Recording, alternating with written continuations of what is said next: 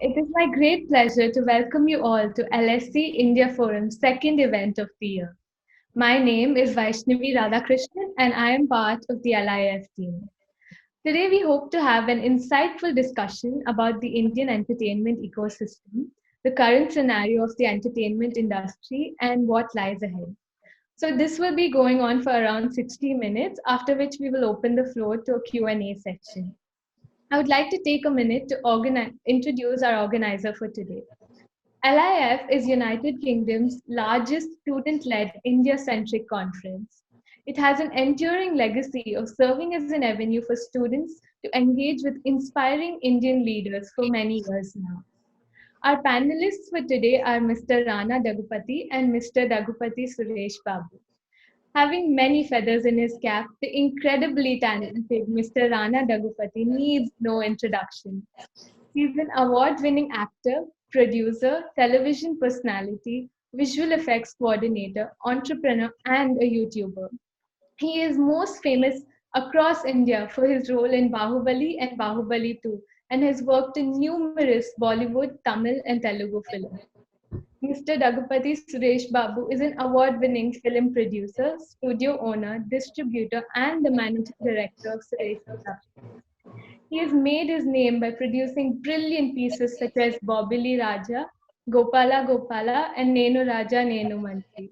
We are delighted to have this father son duo on board.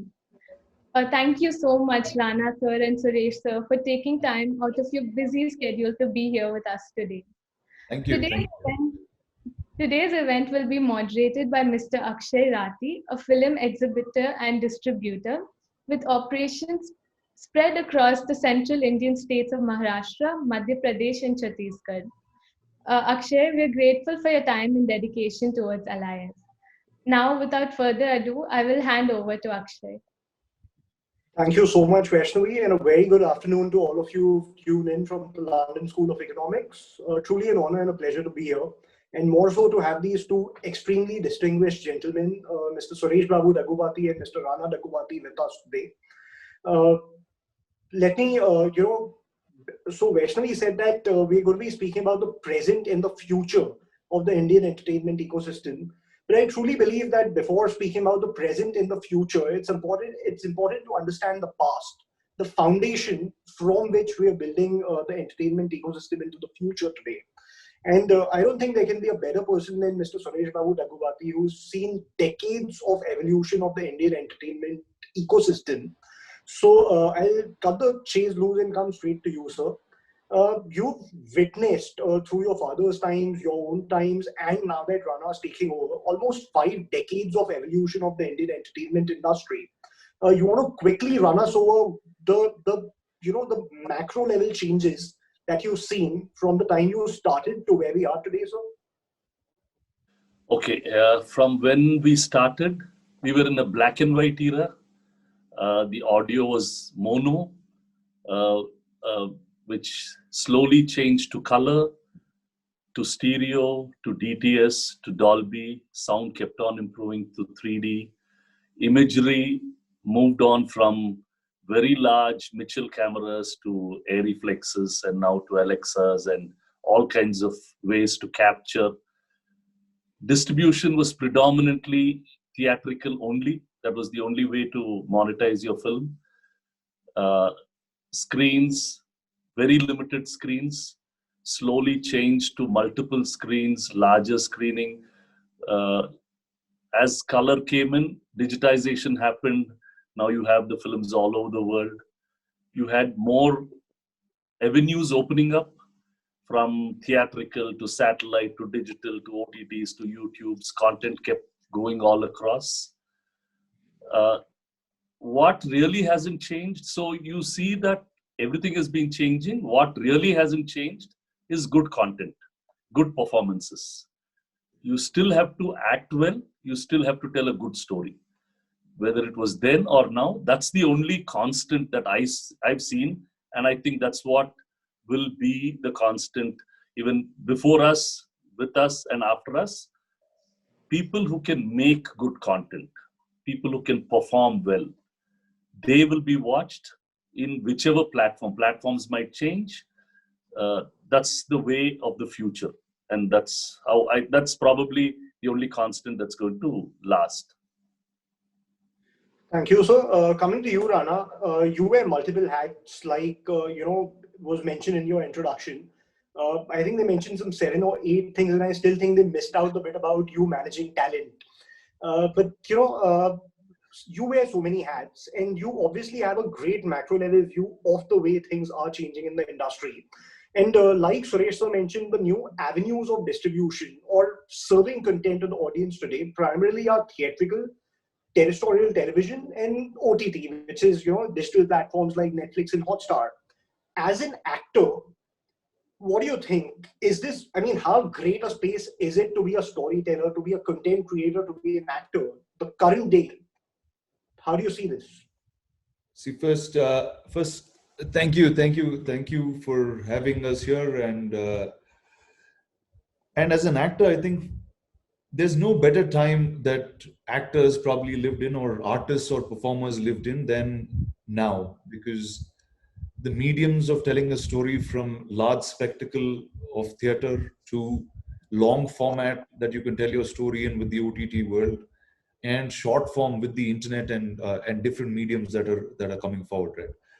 So really, it is whatever story you want. The way it's packaged doesn't matter. I mean, India used to have a large language barrier before, from mainstream cinema getting dubbed in multiple languages to short content kind of cutting across. I think we've come a long way, and really, it's time for every artist to explore his fullest right now. Yeah, right now, yes.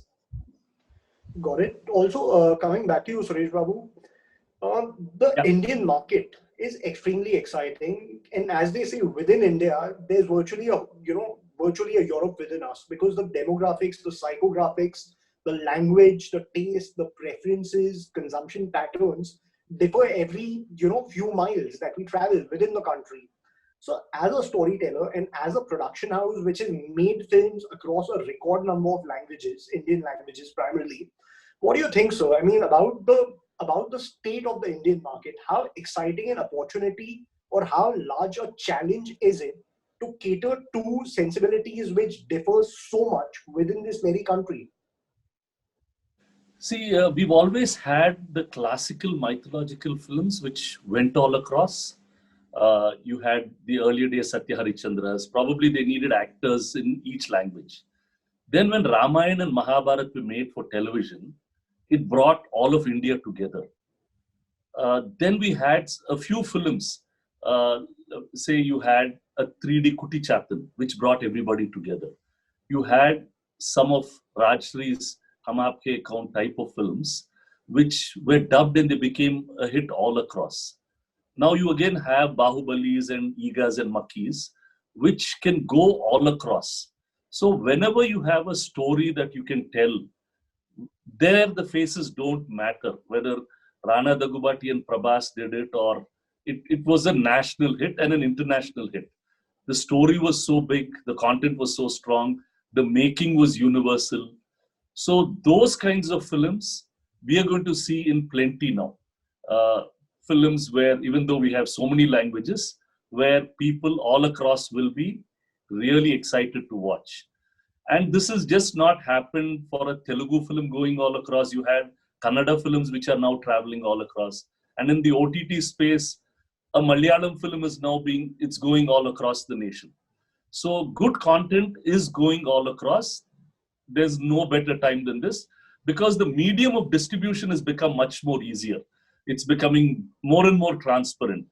It's much more easier to deliver a product from Mizoram to Kanyakumari very quickly, very fast. Accountability is slowly getting better. Technology has really helped in that. And this is a really good time to make national content, and that national content can go international also very quickly. It's just that our skill making capabilities are improving by the day, and as we get better, I think we'll be conquering the whole world very soon. Bahubali was made very well, but at a minuscule price of, say, a Troy or something was made. a couple of hundreds of crores we've spent. 400-500 crores, 700-800 crores we'll soon be spending, and we'll make films on par with any of the Hollywood studios. And then if the content goes, then the world is our platform. I think in the next 3 to 5 years, we will see that happening. Got it. So it's very interesting you mentioned Bahubali and Rana. Of course, you were a huge part of it. And at some level, I truly believe that this is a film that is entirely resulted in the commencement of change in the dynamics of the Indian ecosystem in many ways. I think if it all the linguistic barriers that had always been very rigid within India, where not too many Tamil films, barring let's say a big Rajnikant film, would travel to North India, not too many big Hindi films would release widely in Tamil Nadu, Andhra, Telangana. This is a film that possibly was among the first true blue pan-Indian films where the linguistic barriers ceased to matter. And the kind of business that it did across the geographies which speak different languages was unprecedented. As an actor, compared to the previous films that you've done, either for the Hindi-speaking markets or the Telugu-speaking markets, what doors do you think has this film opened for actors like you, and for you also wear the hat of a producer, for filmmakers and for actors? What are the kind of doors that you think Bahubali has opened for good? See, one, I think every filmmaking nation has a revolutionary moment or a revolutionary film that kind of changes that industry forever. And time and again in India, we had those moments. And I think Bahubali was one of that we've all experienced within our generation, right? And probably this was the first time India kind of united as a filmmaking nation in that sense, or a film viewing audience rather, I'd say, where a feature film which was originally shot in a regional language, which is Telugu, had been dubbed in multiple languages and set out a world stage which made Indian cinema kind of globally relevant, whether it's the penetration that it had in Japan or the fact that it still continues to play in different languages like Russian and Polish as we speak right now. And that really gave you a sense, because India is a storytelling nation, right? I mean, we come from the ethos of Ramayana and the Mahabharats, and that's the tales we know. And apart from the early cinema, there's been very few in the 80s or in the 80s, and definitely nothing really in the 90s that captured scale and mythology at this level, at this grandeur. And I think Bahubali somewhere answered that. It was a mythology of our times. It was new, it was unique, it was built, but very original to India, very original to the emotions of India, to the ethos of India. And I think that kind of set a world stage. And what happened from there is you've been seeing consistent films after that taking a pan-Indian stage. And whether not only pan-Indian, on almost a global stage in that sense, right? There have been many global phenomena in terms of Indian content touching notes post Bahubali. So I think it united us as a nation in terms of filmmaking. It united us or pushed boundaries of technology in terms of what we can create at costs that are, like my dad said earlier, probably quarter of what the world would spend. Sure, that's interesting. And you said that these kind of mythological stories have really, started to make inroads. Now you're sitting on a library of these mythological tales because you own an entity that I think many of us, including the audience that we have here, has grown up on, which is Amar Chitra Katha. Rana, of course, all of us have read them as, in the comic book format. But after you've taken it over, I'm sure it's with the vision of developing it into the audio-visual format across many avenues. What's your vision there? It's an incredible bunch of stories that all of us relate to, because they are from our roots, from our culture, from our history, from our mythology. And of course, these stories lend themselves beautifully to the audio-visual format. So what's the way ahead there?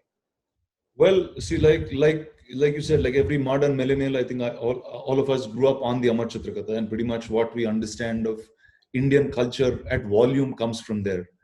And first, I think it was very lucky to be a part as a partner in ACK, and the idea really stemmed out of Bahubali, right? Where there was very few times where Indian properties or Indian films took a 360 in terms of creating consumer products, creating a theme park, creating licenses that can continue to be. Now there's a show that's out on Netflix. There's an animation show that's on Amazon. So the idea of creating 360s was now possible in India, and only possible with properties that can resonate across the country. And the step with Amar Chitrakatha was that the idea was, first we digitize the comics. Now all the 580 titles are available on the app. And yes, we start moving into audiovisual January onwards, and you'll start seeing the audio version on podcasts and the animated versions. And the idea was really to build an Indian mythology universe in a large feature film format. And the first of that is a film called Hiranyakashipu, which comes from an early Bhagavad Purana tale that's enclosed as part of ACK. So that's really trying to build the 360 in terms of connecting consumer brand, connecting retail, connecting lifestyle really with the movie going audiences, like Hollywood has done and showed us the way. That's extremely exciting. And obviously, since we spoke about Bahubali and you spoke about how technology is really helping us leverage this audiovisual format or the entertainment industry into a wider spectrum, into allowing us to do a lot more in terms of the way we tell our stories. Now, Suresh Babu, sir, you've produced a film which again at its time was a technological marvel. This is a movie called Iga, which was directed by the visionary director, Right. Mr. S.S. Raju, and I'm sure a lot of the listeners here have seen it in its Hindi version, which was called Makhi. Yeah. Possibly for the first time where a fly played the hero in a film, and that film was an absolute blockbuster. I remember sitting in the cinema and cheering for a fly, which I had never imagined before I watched that film. So, to what extent has technology evolved, and how much of a role does it now play in storytelling? Because conventionally, of course, the storytelling formats have evolved from a word of mouth thing where your grandmothers and mothers would tell you stories, to reading them, to the television format, to the feature film format. And now, of course, technology has allowed us to just change it to a whole different dimension. So how do you think, how well are we being able to leverage technology in enhancing our style of storytelling? See, technology is only there to tell our stories better. See, we've heard these stories, we've heard a Ramayana, or then we see it somewhere on television, we feel it's a bit tacky, then you see it in a large production, then you see it in its spectacular form. That's possible today for the cost that we are using. Definitely, I'm not as happy as we should be in terms of the whole industry using it. Probably Rajmouli's used it the best. The others will very quickly follow. He's been the leader in time in probably taking the technology and using it for these grand stories well. See, for Iga, when we started that film, we wanted to make it a very low budget film. A low budget film where a fly is this thing. But as we started developing the film, we knew it could become a big film, a bigger film, and it went way beyond our not means, in the sense from what we planned, because everything was new to us. We didn't have an animation director in this country who could animate and act like a fly. Rajmouli had to do that role. So it's not easy. Those little things we started learning. With Bahubalis, we've learned much more. Now we are learning much better. We're able to get international technicians to do many of these things. But we should also see that the world is going really fast ahead with technology. When you see the avatars, the way James Cameron is pushing the ticket to a much higher level. So we probably will be playing catch up, but I'm sure there'll be some tech Indian guy who knows content very well, sitting somewhere in London or in America. He will come back with that, and then the fusion will happen, and then we'll start cracking what Avengers, the Marvel universe has done. Earlier, they used to take so long to make a Star Wars film. But then now with AI, with all this, they've really crunched that time, and they're able to crack a Marvel a Marvel film a year, or many of them per year. So that will happen. That's a great opportunity for all the youngsters out there who have a good sense of content and bring this technology together. And then there's plenty of stories to be told in this country. So it is a future that we should really look at, and it will change a lot. So it's a bit ironic that you're speaking about somebody from abroad who understands technology coming in, because right on our screen we have somebody who is in that space and he's sitting a few meters away from you, I suppose. Rana again has been extremely heavily invested in technologies that can, enhance storytelling. And you have companies like Anthill Studios and Urban Eye, which are really tapping into and investing in new technology that can enhance storytelling. Why don't you tell us a little about that, Rana? So the idea really comes from stemmed out from seeing how the rest of the world works, right? If you look at Hollywood, probably the oldest and the largest industry, which is continuing to create processes that are very unique. There's been a convergence probably 10 or 15 years ago in that industry where IT had come in in a very large way. Research and development in terms of tech, AR, VR, everything to do with visual effects had been going in terms of research and development at a much faster pace than any visual effects facility or a production facility in India had ever done. And I think post Bahubali was when we realized there was an immediate need to understand technologies in India, to find right partners in creating those techs, whether it's international partners or Indian partners. One, in front of the camera to enhance the storytelling in a better format, and two, behind the camera where we start distributing and monetizing that content to find better technology ways to use streaming and distribution to consumers directly. I think so. We've been investing in both these technologies. We have over 7 companies that we've invested in the last 4 years in media and tech. And Urban Eye really was something that we amalgamated over consumer brand and a talent lifestyle, which now has become probably the biggest convergence in terms of brand and talent, which both are part of our ecosystem with Juan and Antil. So that's Urban Eye. So that's the second piece that we've run. So everything has been fueled or invested in terms of making either filmmaking better in terms of craft or in terms of tech that can enable us to distribute it better. Sure. So, you spoke about the end of technology which enhances storytelling and distribution of content.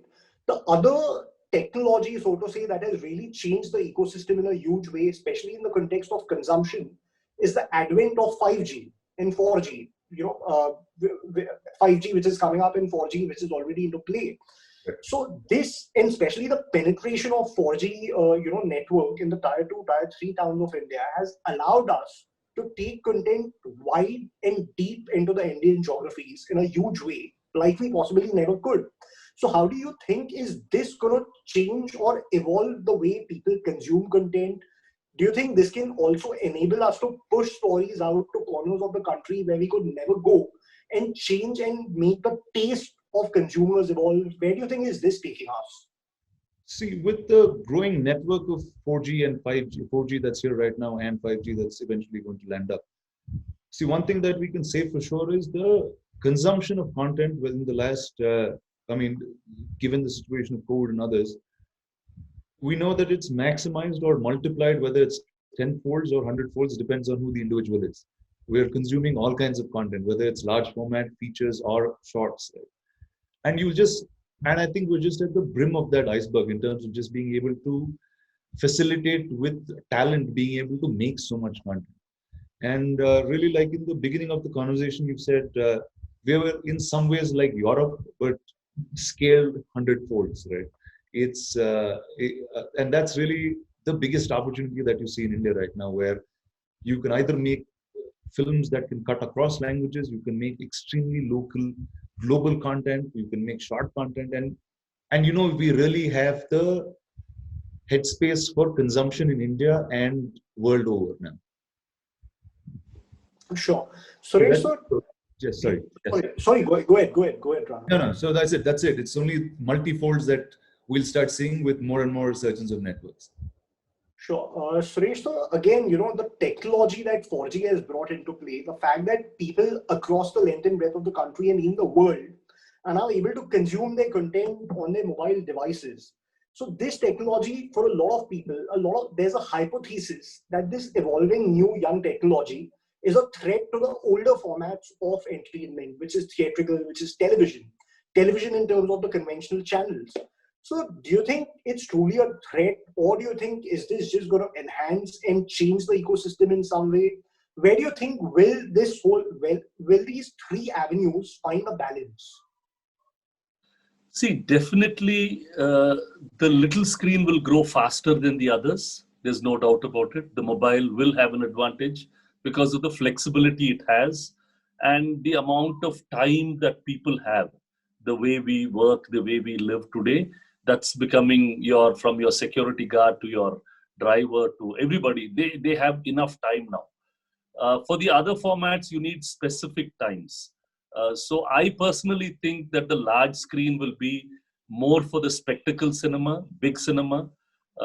Definitely large screen, the growth has been a little slow and we've been dropping. Though as a country, our revenues have grown because of the ticket price. The number of screens are not increasing. We talk about having more and more screens, but we've not succeeded. And I don't know whether it's going to really happen or not happen. But there will be large scale cinema, the outing cinema, the mega spectacle movie, which will drive some more cinema for more people to come in. Television, yes, television will have to fight with the OTT. This is on demand and this is like a fixed time. So more and more news, more and more sports, it's all coming on OTT. So I think television will slow down. But still there is enough money to be made there. It might not grow at the way it grew the last many years. There will be a small stagnation. But in the digital streaming space, all across, there will be growth. There will be some burns. It's not that every platform is going to work. It's just, they will work, but how each one is going to monetize is going to be different. But for the public, there is never a better time. He can watch anything, anywhere, anytime, for any price he wants. There are so many free models available. Like the next 2 days, Netflix is free. They'll have all kinds of schemes. So the public is at the best time for them to watch so much of content and all kinds of content. It's really democratic, the amount of content that we're able to put up in so many platforms today. So it's going to be a great time for writers, for actors, for technicians, because all kinds of content, and then all skill sets can work. You're a mediocre guy, you make a low-end YouTube channel, you can make money. Or you are really smart, you make the big Bahubali or Mahabharats and you make money. So it's across the spectrum. It's a very, very democratic time for people to make content and view content. Talking about making content, Rana, this may sound all wrong, but within months of getting married, you delivered your new baby, which is South Bay. And this again is a phenomenal YouTube platform that entirely, envisions or aspires to change the landscape of Indian pop culture through the streaming format. And it's on YouTube. It debuted just about the last weekend, so it's fresh in the air. You want to speak about that and what you aspire to do with it? Yes. So I think like I said, right? I mean, this lockdown or this has multiplied our capability to watch and consume content, and so and me included in that in those people, right? But for the last 10 or 15 years, I've started my career in visual effects, and that was the first gap that I was trying to fix, where trying to see if we can enhance storytelling with visual effects. So that kind of became my first job. And ironically, I became the actor in Bahubali that actually enhanced the visual effects in cinema. And what I always was a big fan of was obviously from growing up from comic books of Amar Chitragatha, then obviously you grow into the teens, you get into comics like Mad and others that create kind of commentary on culture, that have held culture together. You grow up on a generation in India, which was MTV, when it was language neutral, where you could speak English, Tamil, you had bands out of Bangalore being curated. And all of that kind of disappeared because the broadcast era couldn't hold all of that culture content together. And the idea really was, you have global players now coming into India as OTTs, but really understanding culture from deep within, uh, creating a platform which is multilingual, multi-format, and the idea of, and we took 3-4 avenues, and that was the first round where picked up pop culture of news that's been so relevant in the Indian world. But today, if you're a teenager or you're any or under the age of 25, really the news doesn't make any sense in India. There's no way to find opportunity. There's no way to find growth. You do have no direction of where you want your life to be. So we started by curating news in the digital world. Everything that happens in esports, everything that happens in the gaming arena, in YouTube, in on IGTV, things that matter to the younger generation, to the rather the millennial news sector. So that's the first piece that we curated. Then we started curating a lot of independent musicians and bands across India, where if you were somebody growing up in the 90s, then that's India had about 20 or 30 bands that were extremely popular that none of us know of today anymore. The idea was that, and we had a lot of mainstream talent making other culture-based content, whether it's with music or with me with animation. Like for animation, India really had a sense of how children's animation grew extremely in India, but we still don't have a post-teen consumption for animation. So YRU was that. So it is our South Park or BoJack Horseman in that direction. And India has enough of those consumers, and now we can watch content like that in an Indian sense. So that's really what Southway is to curate Indian culture for the which has global relevance, really. That's really interesting. And you spoke about, all these global OTT platforms bringing in content from all parts of the world to India in a manner that is palatable to the Indian audience, to the young Indian audience today. So of course we are consuming stuff like Money Heist, which comes from Spain, and House of Cards and Game of Thrones, which come from different parts of the world, and they've become incredibly popular in India. What do both of you, and I'd like both of you to answer this from the perspective of an actor and a producer, respectively. What do you think will it take for Indian content to become as mainstream globally? Because till now, traditionally, a lot of our films and our shows that have traveled abroad, whether it's theatrically or through TV, they've always been consumed largely by the Indian diaspora abroad. It's still not in a wide way appealed to or been consumed by the by the local French in France, or the local Italian in Italy, or the local American in America. What do you think is going wrong, or what do you think are we not doing right, which is preventing that from happening? As an actor, right, if I have to answer it first, I think it's trying to see. I think most of our directions, when I was an actor in the Telugu industry, I was supposed to be doing a big successful Telugu film, a commercially viable Telugu film. Then when you went into Bombay, you said, okay, now we need to understand how the Hindi industry works and do something unique there. Then slowly you found a place where you could tell cinema which was culturally relevant both in 2 or 3 or more industries, right?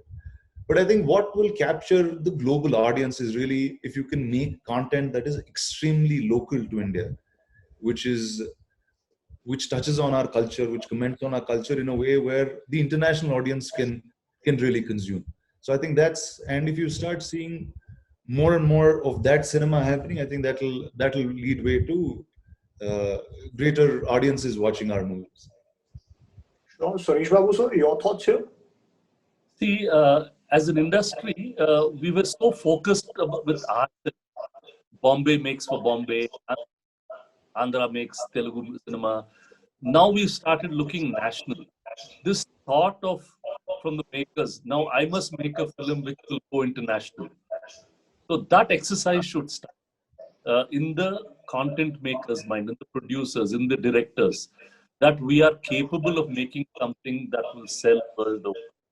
And we need to tell that with high quality in terms of picture and sound. See, for example, the Iranian small artistic film sells world over really well because they're able to catch that pulse. So now we'll have to see in which sensibility we'll be able to catch the whole world's pulse. Is it going to be in the Indian Mahabharata that we in a way that the whole world wants to listen to? or will it be a touching story on racism, which might travel all across, and it can become a story which is relevant to the racism in America or in India or in Japan. So it would be how content makers come in. Because I personally think the future is with the leaders who are going to drive this industry, who have great sense of content. Now you see all the big houses, whether it's a Pixar, whether it's a Lucas, have leadership with content as their strength. They might have a business skill, that's the secondary skill. The priority skill that they had was they understood content, and they dreamt of that content, and then they created great worldwide businesses around it. So I think those will be the people who will come up very soon, and along with the existing industry, have a solid marriage and see that it goes worldwide. That's how I think it will work. That's extremely interesting, sir. And while we've spoken about national markets, we've spoken about international markets. One thing that personally bothers me a lot is something that possibly Rana would be able to answer best, especially from the from the standpoint that you are taking the whole Amar Chitra Katha bandwagon forward. I truly feel, when I look at a lot of stuff that's coming out of Hollywood or on the international OTT platforms, there's some phenomenal content that's targeted at children or at the teenagers. And somehow I felt that at least in India, we are possibly not doing enough to engage and nurture the audience for the future, which is these young children or these teenagers who will grow up to be our audiences. So very often at the theaters and as an exhibitor, I feel, whenever I see young kids at my cinemas, it's possibly for these Hollywood films like Ice Age or Kung Fu Panda. There's hardly once in a few years there comes along a crash for which these kids come. So are we not doing enough to nurture that audience for the future? And if so, what do you think do we need to do to keep the young Indian kids of today grow on to be, consumers of our Indian content tomorrow?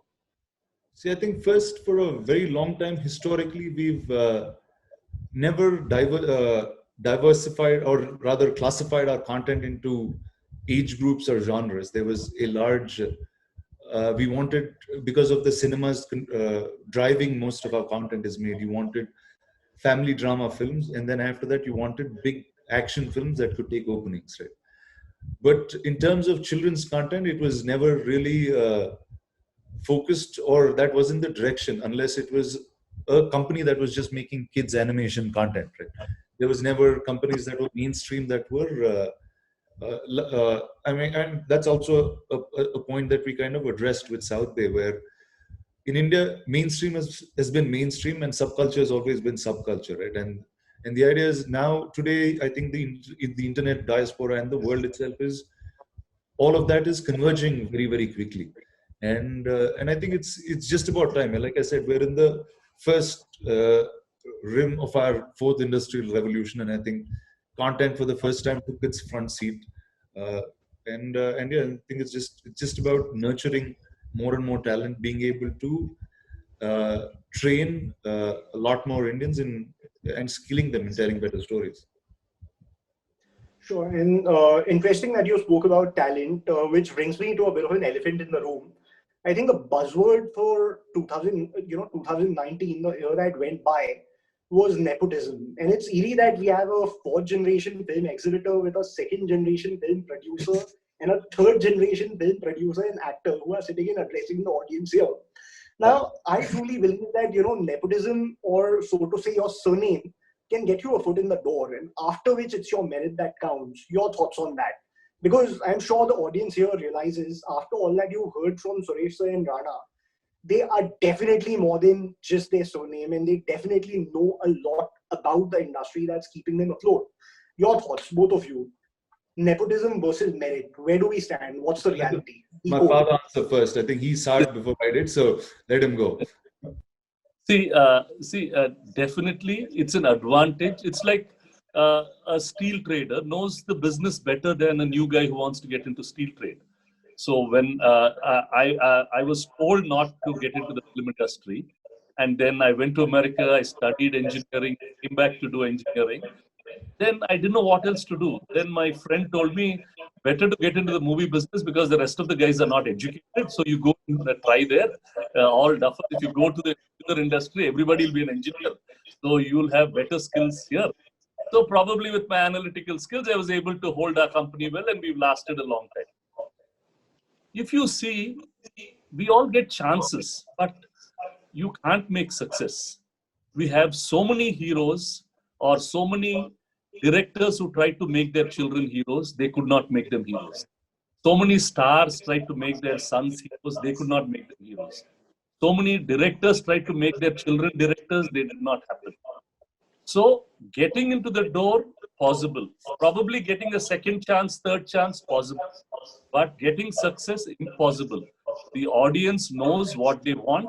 If it's a good film, they will watch it. If it's a bad film, they will junk it. So that it's just like that for every other industry. It's just unfortunate.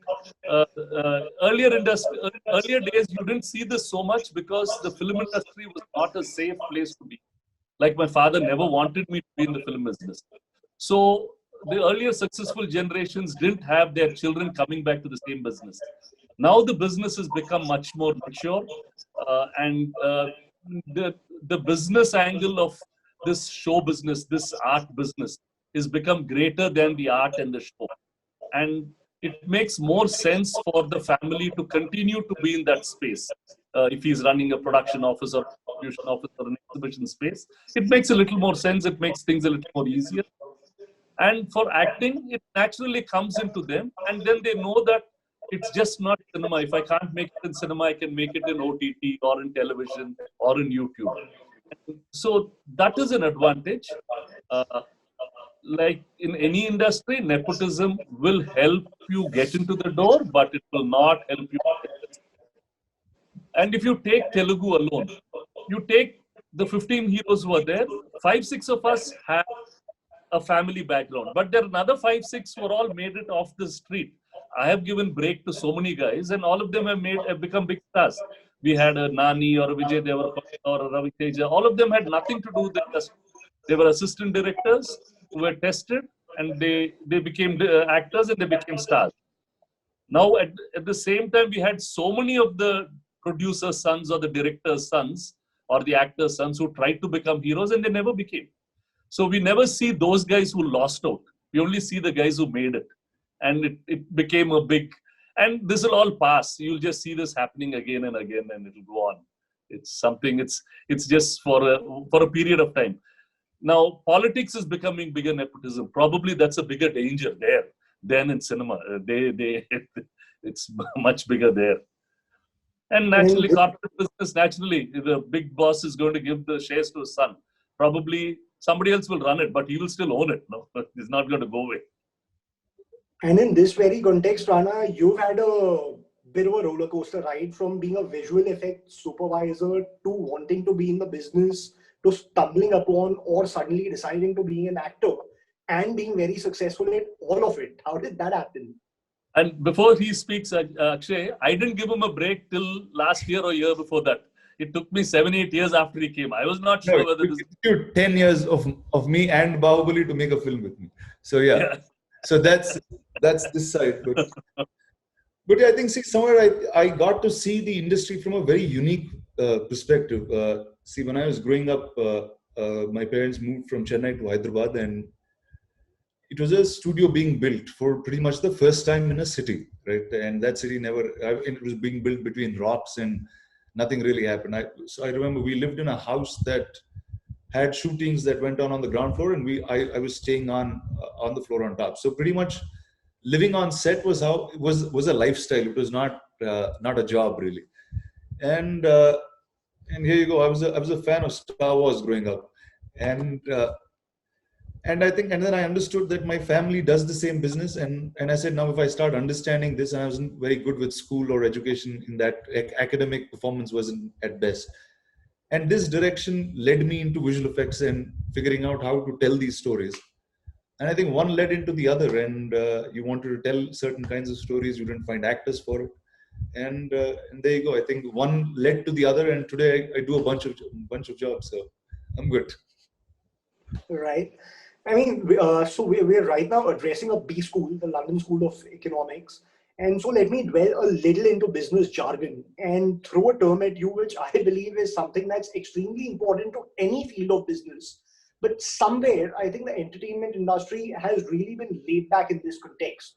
And the term is market research. Uh, to see, obviously, we are very evolving and quickly, rapidly changing consumption preferences and tastes.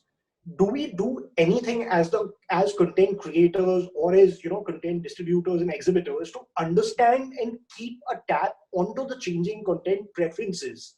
What do you think is the importance of market research in the context of media and entertainment?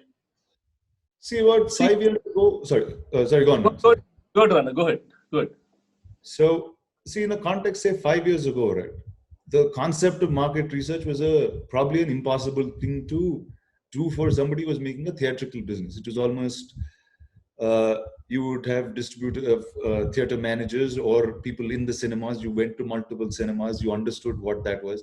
So it was a very manual system of understanding it, and it was experience and data that you kind of relied on, which was manually fed, right? But I think today the OTT and the internet have created a very quick way of understanding data, understanding drafts. But what that does also, I mean, it definitely works very, very quickly and effectively for short content. Works extremely effectively when you're putting something where your final product is on the internet. But when you're showcasing something extremely large and others, right, you're trying to create something new for the first time.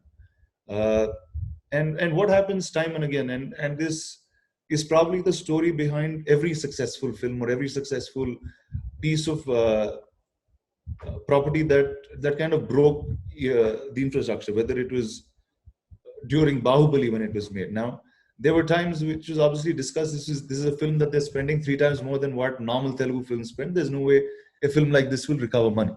See, there will always be that assumption of saying, let's create something extremely unique where audiences haven't watched before. But now I think the system of test audiences for cinemas have started coming. There is now at least a structure in which how data is kind of collected and consumed. So I think it's been about 2 or 3 years where the first round of analytical data had started coming into Bombay and other cities with fewer and fewer studios kind of taking that initiative. I think it hasn't trickled down to the effect that it should. And I think what you'll also see, like how we've seen the rise of independent agencies like marketing agencies and PR agencies that have come. There'll be a lot of marketing agencies and research-based agencies that will become aids and support to cinema very, very fast. And because that data is also extremely tech-enabled, there will be somebody from tech who essentially collects data and presents to an entertainment format. I think that's you'll see a lot of those surges in the next couple of years. Very interesting. I think another aspect that is very relevant for people who look at the media and entertainment industry as an avenue for careers.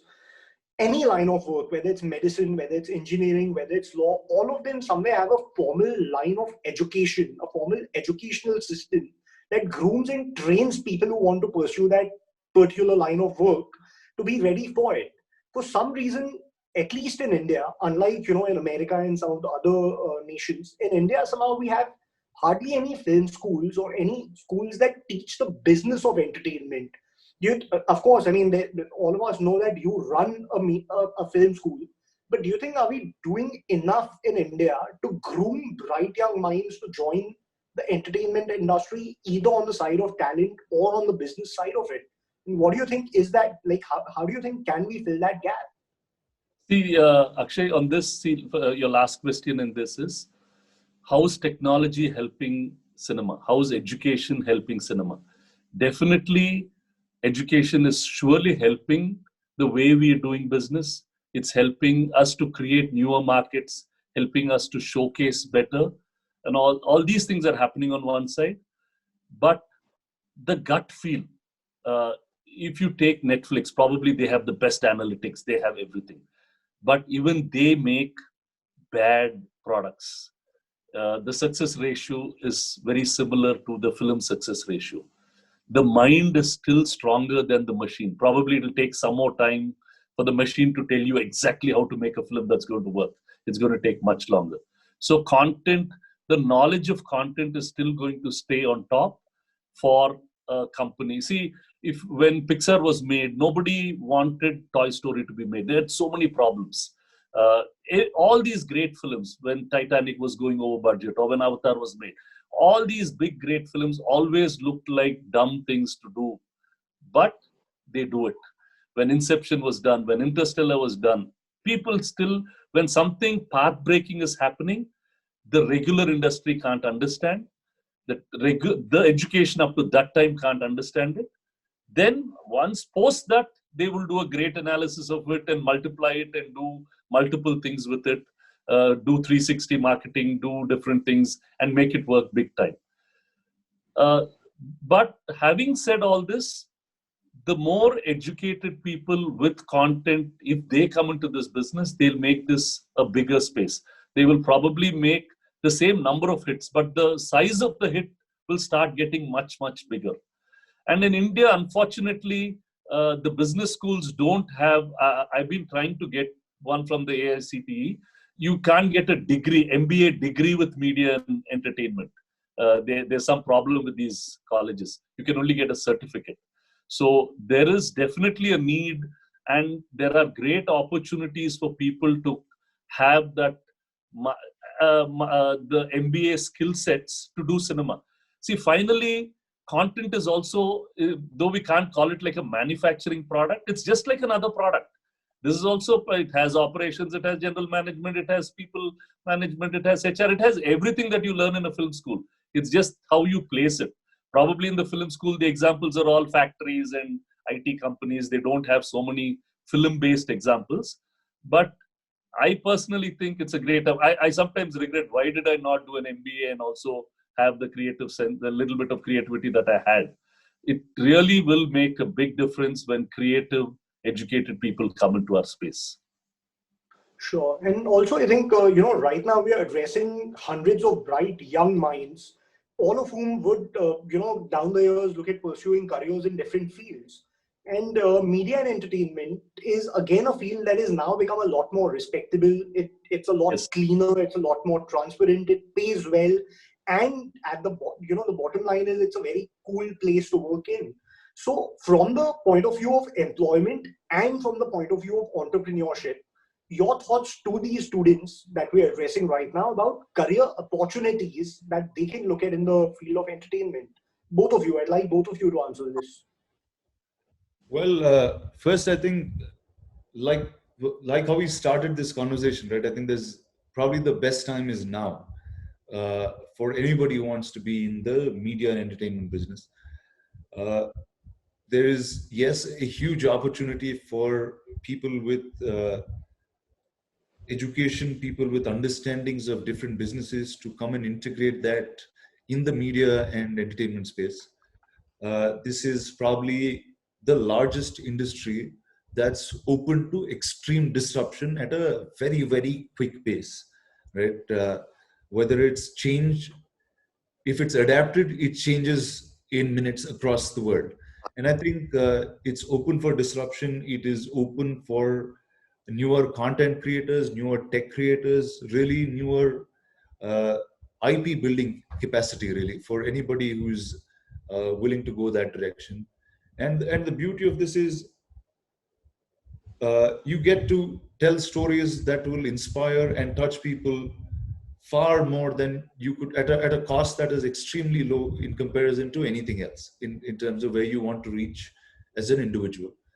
So I think whatever their line of interest is, whatever direction it is in terms of media and arts, I think the time is now. Sure. Suresh, sir? Most welcome. If anyone from here wants to come into the business, most welcome. You're waiting with open arms. We need a lot of people to come in. Really, it's really going to be a good time, and we're seeing it. And you see the few successful corporates that are operated, people who had, like I keep repeating myself, good business sense and great content. That's it. And you can really make it. It's as simple as that. And I think the opportunities are plenty. If they could come do startups of their own and become very quick and very successful entrepreneurs. Plenty of options with the tech space, with the creative space, with just sheer management space, marketing, scaling up. Anything that they want to is open. And then the platforms are also plenty. It's not just cinema. It's the media and entertainment has become so wide. Film, radio, television, OTT, YouTube. There's so many things happening. And so the opportunities are huge. And now we have many more than before. It's just that the film industry doesn't have as many, but the rest of the industry has plenty more getting in. Sure. And before we open the house for questions from the audience, I think we're extremely fortunate to have both of you here. And this is, right in front of me, a great combination of vast experience with bright young, talent, which is Rana and you, both of you. So before we, open up for questions for the audience, one message from both of you respectively, one each, to the bright young minds from the London School of Economics who are listening in. As serious achievers in the field of media and entertainment, we'll go with you first, Suresh Babu, sir. Just dream big. Make Indian cinema the biggest in the world. You guys are capable out there. Thank you. Rana? Well, I guess what I'd have to say is all of us, everybody who's outside of the media and entertainment world who hasn't had enough exposure or things, the direction is not open. I think the time to keep thinking about it is done. And I think it's time to just get up and start doing it. And I think it offers a huge variety of opportunity and unprecedented like never before, really in this space. And India really will welcome everyone with open arms. Thank you. That's been incredible. And those have been lovely insights, Rana and Suresh Babu, sir. Thank you so much for being a part of this. Truly some great insights that allowed me to learn a lot along with all these students. Over to you guys for the questions from the audience. Let me just say that these conversations were truly thought-provoking. So thank you so much, Suresh sir, Rana sir, and Akshay. We will now be moving on to a Q&A session. How this is going to work is that I will be calling upon the participants to ask their questions. For those asking the questions today, upon hearing your name being called, please raise your hand on Zoom so that we can promote you to a panelist and you can ask your questions. It would be lovely to hear both Suresh sir's and Rana sir's opinions and thoughts about these questions. So the first person we have is Manaswini Bala.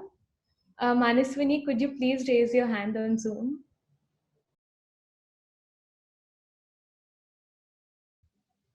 Hello. Hi, can you hear me? Yeah. Hi, Suresh sir. Hi, Rana. I actually am a third-year management student at LSE. That's actually my mom's name, so I'm logging into my laptop. But it's very evident that I'm a South Indian, and I've been watching a lot of movies ever since I was a kid, starting with the VCR. So you were talking about theater, but I go all the way back with my grandfather watching Padayappa and Chandramukhi on a VCR. So throws me back all the way there. I just had a question about the segregation in Indian cinema regionally and how there's been, well, I want to say inspiration, but the true word is copying.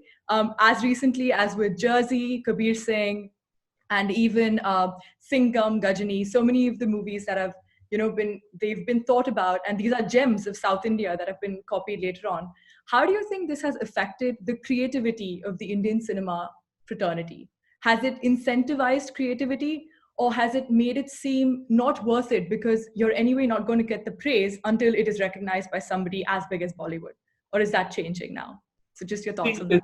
It's something that it's not copying. It's called remaking. They're buying your rights. See, it's like how you buy a book right and make a film in one language. So now you're making this film. See, our first film was Ramudu Bhimudu. In Telugu, we made it as in Tamil called Yangavitta Pillai and in Hindi called Rama or Sham. We made Premnagar as Premnagar, Vasantamalige, and Premnagar in all 3 languages. So that is remaking. We are not copying. So, but definitely the creative people don't like to do remakes because it's already done once. I don't want to do it again.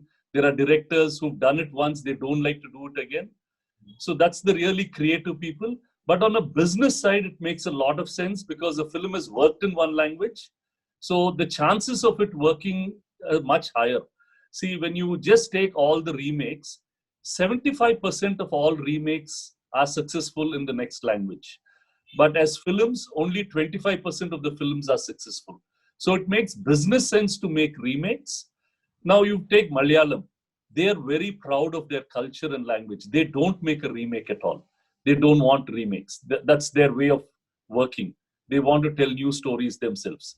So creatively, yes, it affects.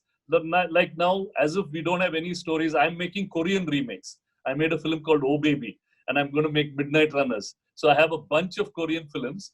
So it just takes care of the production. It's so remaking is not wrong. And then I see that I'm making the Telugu version and somebody in Hollywood is making the English version of the same film. It's like that. So you'll see remaking happening all across because creative content is not easily available. And why has that happened? Because for business sense, the spectacles have become so big. So you make Avengers 1, 2, 3, 4, 5, you make everything 5 times, 6 times. You don't get the great dramas anymore. You don't get the great rom-coms anymore because it's much more lucrative to make $1 billion film than to make a cute $20 million film. So they're all getting pushed towards the indie film making. So remaking is not wrong for business, but it's not great for creativity. See, I always had a different point of view on remakes and adaptations, right?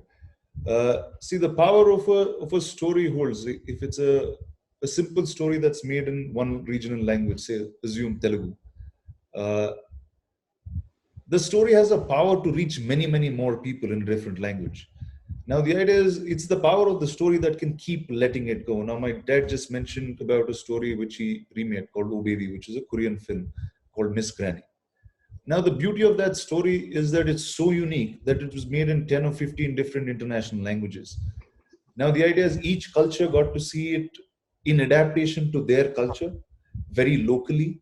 I think, and for film buffs, just the fact of getting to watch the same story and reliving that same emotion in multiple languages with multiple people gives you a all too different experience. Like I'll give you, for example, I know this for a fact because I was at that point watching numbers carefully. Now, when Arjun Reddy was a Telugu film that was made, very successful Telugu film that was made, but small and unique, became Kabir Singh. When Kabir Singh released, the first opening shows that got closed were in Hyderabad, faster than any other city in the country. Now it's an audience that's already watched the film, wants to consume it another time to feel that emotion in a totally different way, right? And that's where adaptations go so long, and they will consistently be there. And that's how you tell history of one place to another place very, very fast. Great, thank you so much. Those are fantastic insights. On a lighter note, I think over the last 10 years, we've learned to officially adapt. 10 years ago, copyrights meant pretty much... It became official. Till then, it wasn't really.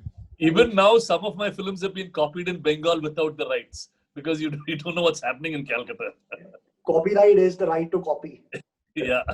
No, and that's an opportunity. If somebody can understand copyright extremely well, it's the film industry is now open to everyone. Yeah, lawyers, everybody who can understand this it's an open space. Yes, please, to the next question, ma'am. Thank you, Manaswini.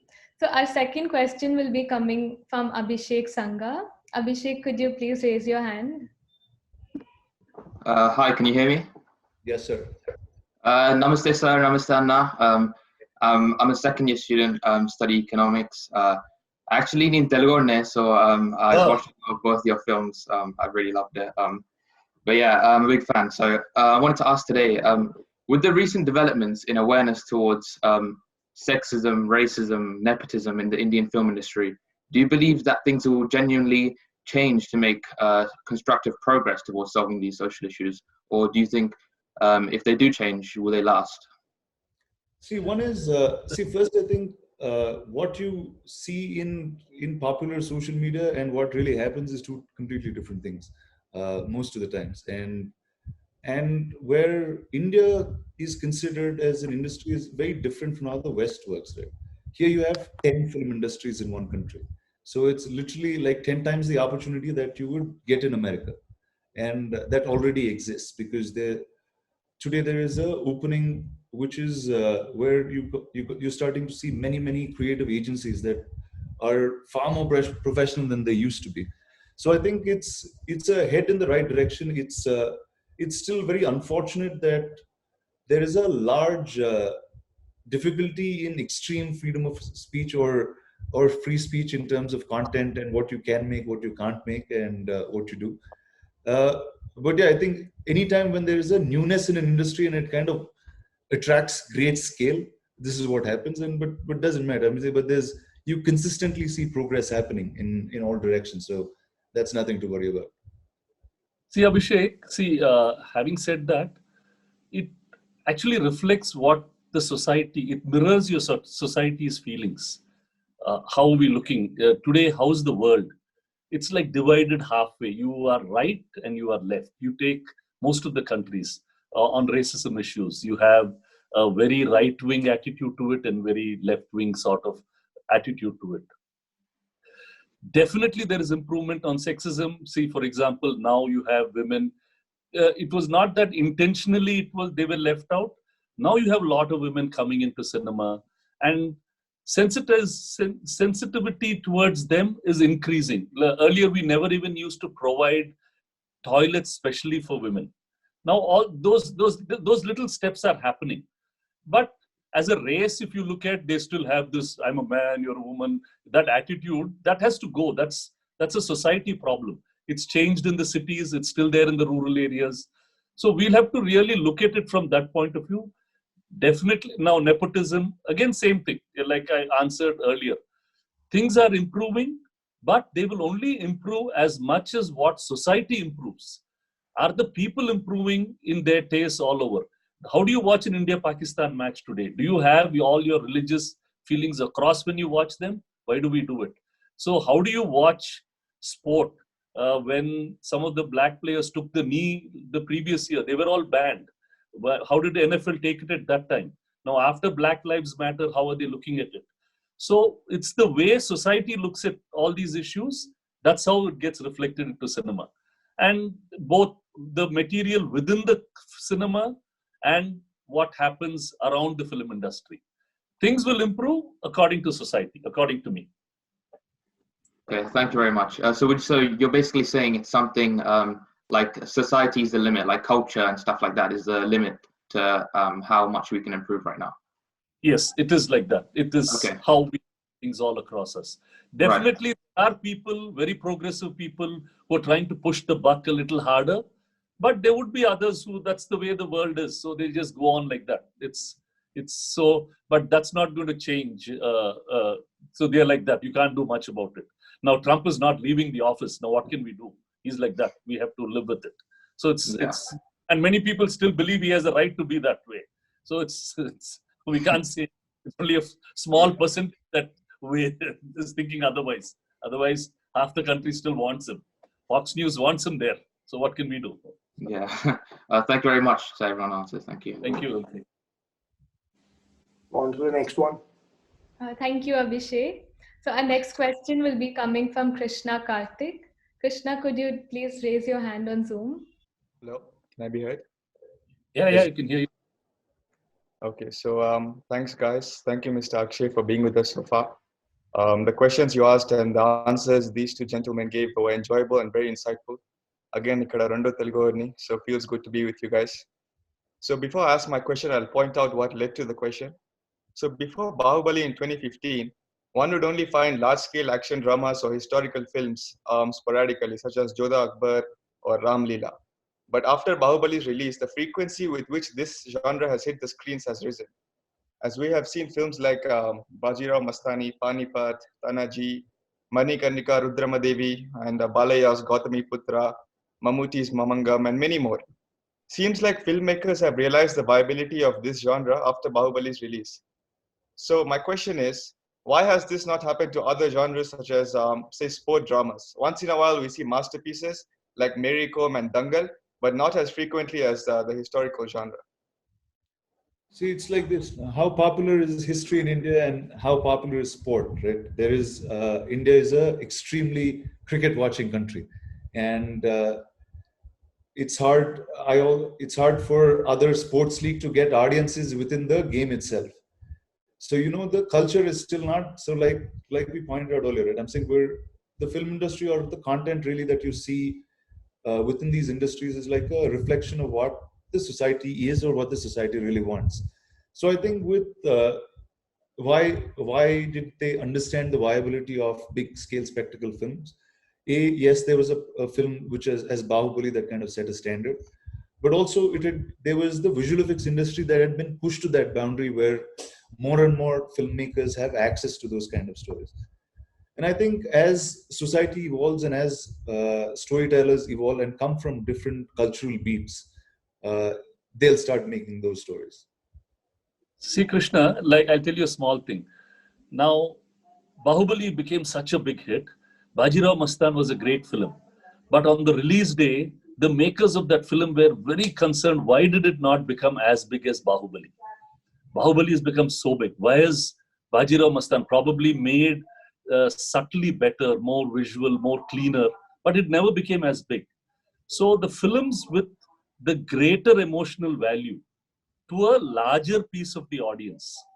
See, there are so many 120 billion people, but only a few 20 billion or 100 million watch our movies. In that small set, who is going to be aroused more with the emotions? And whichever film can tap that, that's the kind of film that will go on. When the Dilwales came, that was the romantic era, the family dramas. So it touched a lot of people. So it's always the return on investment also that they look for. See, now they're making another sports film, 1983. Now they've spent a lot of money on that film. Now, will it work for 200 crores or will it work for 50? We just have to wait and see. If it works, then they will do something else. So we had Dhoni, which was very successful, but Sachin was okay. So we have that. Finally, it's the content. Genres are very important, but the content has to be emotionally appealing to a larger set of people. I hope you got your answer. I did, thank you. And Thank you, your first chapter. They cut you off unnecessarily. Sad. On to the next one. Sorry about that, Krishna, but owing to time, we will now have to end the Q&A session here. Thank you all for your questions, and thank you to the panelists for this engaging responses. We are now nearing the end of the event, and I just wanted to thank Rana sir and Suresh sir again. We are extremely grateful for your time with us here today. It was such an honor. Akshay, thank you for moderating this event. And finally, thank you for our audience for tuning in today. We hope you've all had a wonderful evening. So we will now be ending the event for the participants now. And I'd like to request Rana sir, Suresh sir, and Akshay to join the organizing team Zoom meeting. The link will be put up in the chat box for you guys. Thank you all. I didn't see many of your faces, but I hope I see you sometime. Anytime you're in Hyderabad, please come by. Our address is quite easy. It's Ramanayadu Studios. Just drop by. London There you go. We'll be around. Will you come and Thank you, guys. Thank you, everyone, for being a wonderful audience. Thank you. Thank you. Thank you, guys. Thank you very much. all bye.